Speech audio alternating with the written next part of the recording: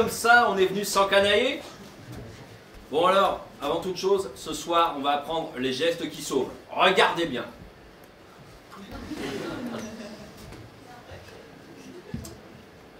Réalisé sans trucage. Je viens de contribuer à sauver 800 000 emplois dans la filière viticole de France.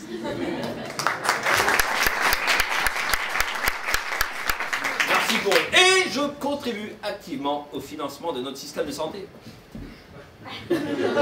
C'est pas des conneries, hein. Eh, je sais de quoi je parle, je suis un humoriste engagé et tout. Je dis des vérités vraies. J'ai pas peur, je dénonce. Je dis tout haut, ce que personne ne m'a demandé. Ouais. Faut savoir, messieurs, dames, que sur chaque bouteille de vin, vous avez une taxe spéciale qui s'appelle les assises, ça représente 5 centimes par bouteille. Il faut donc, pour payer le salaire d'une brave infirmière qui est grosso modo de 1 500 € par mois, que 30 000 bouteilles de vin soient bues dans le mois pour une infirmière. Alors, tous ensemble, tous ensemble. Ouais, on lâche rien. Alors, je sais, vous allez me dire, putain, 30 000 bouteilles, il n'y arrivera jamais. Quoique. Alors, rassurez-vous, l'État français a tout prévu. Figurez-vous qu'il existe une autre taxe concernant les alcools forts. Et là, cette fois, c'est 5 € par bouteille. Vous voyez, du rhum, du pastaga. Et donc là, pour la brave infirmière, on a juste besoin de 300 bouteilles de rhum et de pastaga. Allez! Tous ensemble, ouais! On lâche? Rien. On voit ceux qui étaient en manif là, ces derniers temps. Non mais... je rigole comme ça, mais au fond de moi, j'ai mal à ma France. Ouais. C'est fini les bonnes années où Jésus, Dionysos, Bacchus étaient de notre côté. Non, la société française est devenue alcoolophobe, n'ayons pas peur des mots. Alcoolophobe, ouais. Oui, soi-disant que l'alcool c'est dangereux. Et quand on regarde de plus près les chiffres de la sécurité routière, 70% des accidents de la route en France sont dus aux buveurs d'eau, puisque 30% c'est l'alcool. Ça veut donc dire qu'en France, un type qui boit de l'eau est presque 4 fois plus dangereux qu'un ivrogne, quoi. Ouais ou pas? Ce qui est bien quand on défend l'alcool, c'est qu'on connaît ceux qui vont être de notre côté. Non mais Dionysos, pourtant c'était dommage, quoi. Enfin, un vrai guide spirituel, quoi. Dieu de la vigne et du vin. Bon, ben en même temps, il a fait faillite il y a plus de 2000 ans. Ah, c'est un dieu grec, hein. D'accord. Grèce faillite, non, tout le monde ne fait pas le rapprochement. Je vous préviens, si vous n'avez pas de culture générale, vous allez vous faire chier ce soir. Attention, il y a du niveau. Non, mais si c'était que ça. Parce qu'en plus, on doit faire face à la jambonophobie. Ouais, la haine du jambon, la haine. C'est très sérieux, car selon BFM TV, je suis pas foutu de votre gueule, il y a vraiment du niveau dans mes textes. Il faut savoir, par exemple, rien qu'en 2016, il y a eu 1600 Français partis faire le djihad en Syrie, quoi. 1600. Alors que dans la filière charcuterie-boucherie, ils ont du mal à recruter des candidats. Comme disent les lépreux, les bras m'en tombent. Merci pour eux, ils sont encore 300 000, enfin 150 000 l'un dans l'autre, du coup, dans le monde. Non, mais une drôle d'époque. Et moi qui vous parle, j'ai trouvé le moyen de me faire traiter de nazi avec en faisant mes courses, quand même. Toi aussi, ça t'est arrivé? Non, mais au motif que j'avais acheté des pastilles Vichy et une boîte de cannelle. Voilà. Voilà où on en est en France en 2018, quoi. Curieusement, les lentilles et les faillots, ça c'est toujours pas considéré comme antisémite. Hein.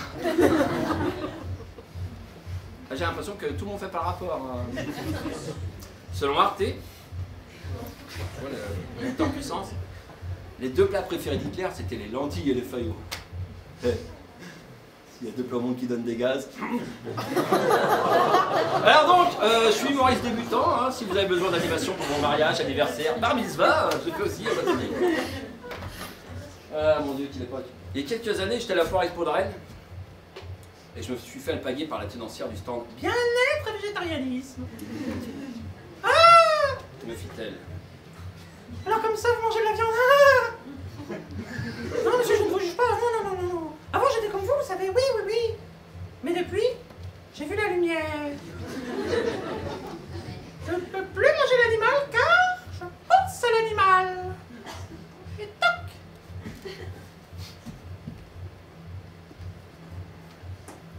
Pensez à l'animal quand on le mange. Comme si je pensais à ma mère quand une fille me suce. Avouez qu'ils sont complètement secoués, quoi.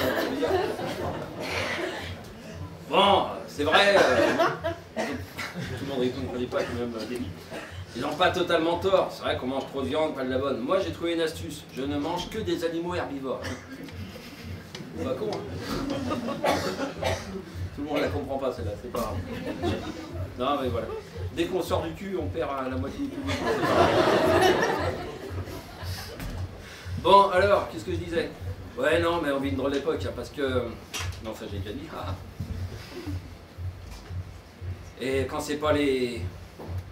végétariens, c'est les écolos. J'ai un très bon ami écolo, tu vois.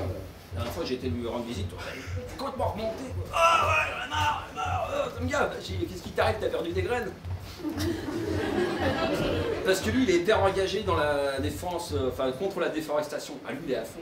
Chez lui, il a même des toilettes sèches. Ouais. Vous connaissez le principe des toilettes sèches? Pour économiser l'eau, on rase les forêts. Putain, c'est l'idée du siècle. Ce qui est un peu dommage, du coup, c'est que lui, il est contre la déforestation. Enfin, ce qui est surprenant, surtout quand on va chez lui, du coup, ses chiottes ont une meilleure odeur que son frigo. Au début, c'est bizarre.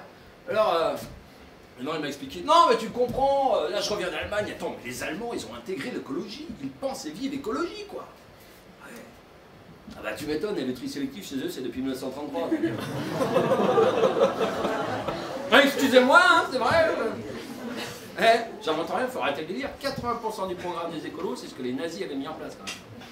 Le tri sélectif, le ferroutage, à savoir l'utilisation massive des trains pour transport, l'arrêt des expériences sur les animaux, même la SPA israélienne est formelle, le recyclage, rien n'était perdu à Auschwitz. Tu vois, avec la Grèce, ils faisaient des savons.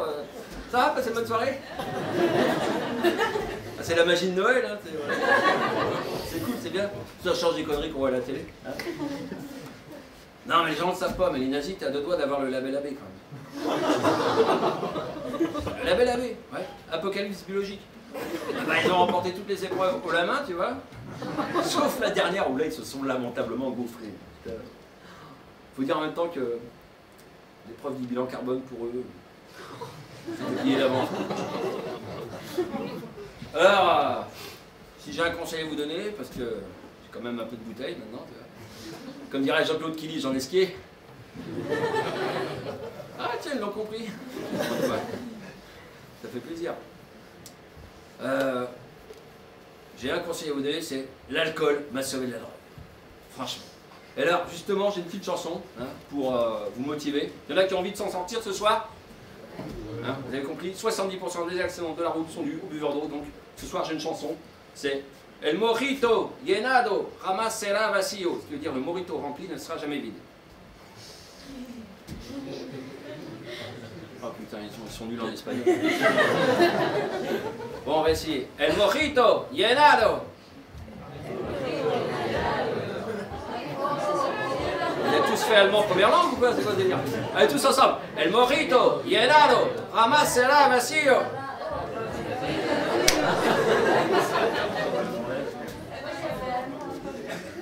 Bon, il y a des gilets jaunes qui expliquent aux autres ou... Il y en a dans la salle? J'en ai jamais vu, moi, sans déconner. C'est vrai? J'en vois qu'à la télé ou sur internet.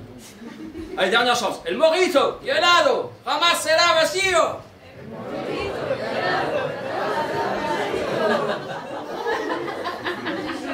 C'est pas grave. Un jour, le sauveur viendra, rassurez-vous. Bon, bah c'est moi j'ai fini.